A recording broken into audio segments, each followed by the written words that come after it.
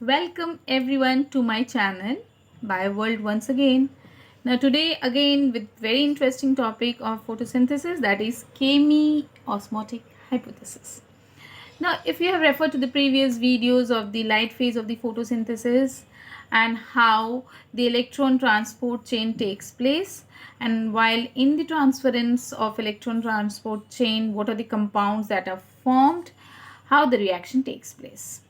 Now here a little bit along with that electron transfer process, there develops a proton gradient in the lumen of the thylakoid.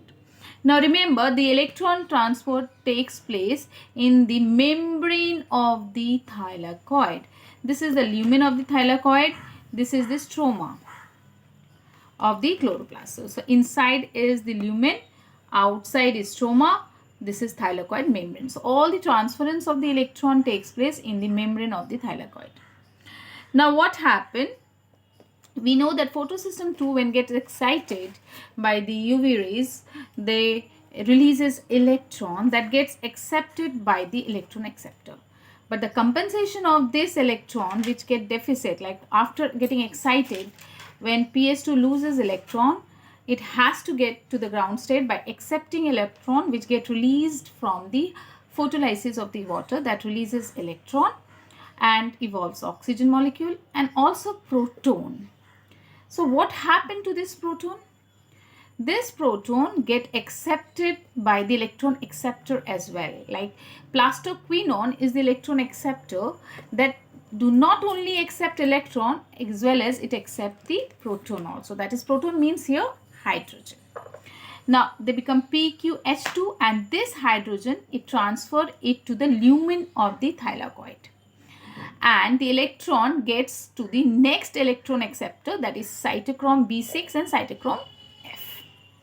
Now what happens in this process? The hydrogen get transferred from here to here, that is, it gets transferred from the stroma, or it gets transferred from the plastoquinone to the lumen of the thylakoid. In this way also cytochrome F and B6, they transfer the electron to the next electron acceptor, that is plastocyanine, and plastocyanine gives the electron to the PS1, photosystem 1, which ultimately gives the electron to the ferridoxin, that is the next electron acceptor, which helps in reducing NADP to NADPH by the help of ferridoxin NADP reductase enzyme. So in this way electron get transferred in the electron transfer chain. Now what happened? While transferring of this electron, there develops a proton gradient in the lumen of the thylakoid. That means the number of proton increases in the lumen.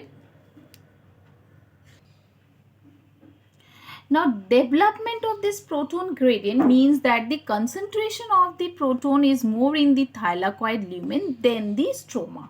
So what will be their process? The process will be to maintain the hydrogen in the stroma, that they have to go to the state of equilibrium by transporting the hydrogen to the stroma.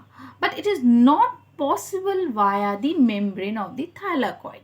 So in this process, what happened? There develops a channel, a transmembrane channel by the enzyme called ATP synthase. Now ATP synthase has two parts, that is CF0 and CF1. That means complete factor 0 and complete factor 1. Now what happened? That this acts as a transmembrane channel that allows the passage of the proton through this channel into the stroma via this two ending, that is CF0 helps in movement of the proton, and CF1, that is the end of the ATPase enzyme, synthase enzyme, helps in activating this ATP synthase that helps in conversion of ADP into ATP. Now they are located here only CF0, that is a part of ATP synthase, they are located in the inside of the thylakoid membrane, whereas in the outer part of the membrane attached with the stroma is the head portion of the synthase, that is CF1. So in this way, ATP is synthesized from ADP by the help of ATP synthase, and it also helps in transporting the proton that develops into the lumen into the stroma of the chloroplast. In this way, this theory, which is called chemiosmotic theory, is formed, or you can say is very easier theory to understand that how the proton gradient that develops into the lumen and how it is transported to the stroma. As always we know that the equilibrium is always from the higher concentration to the lower. That means always there is a movement of the particle from the higher to lower. So there would be a movement of proton from the lumen into the stroma, and that is helped by this particular enzyme called ATP synthase that break down the gradient to release energy in the formation of ATP.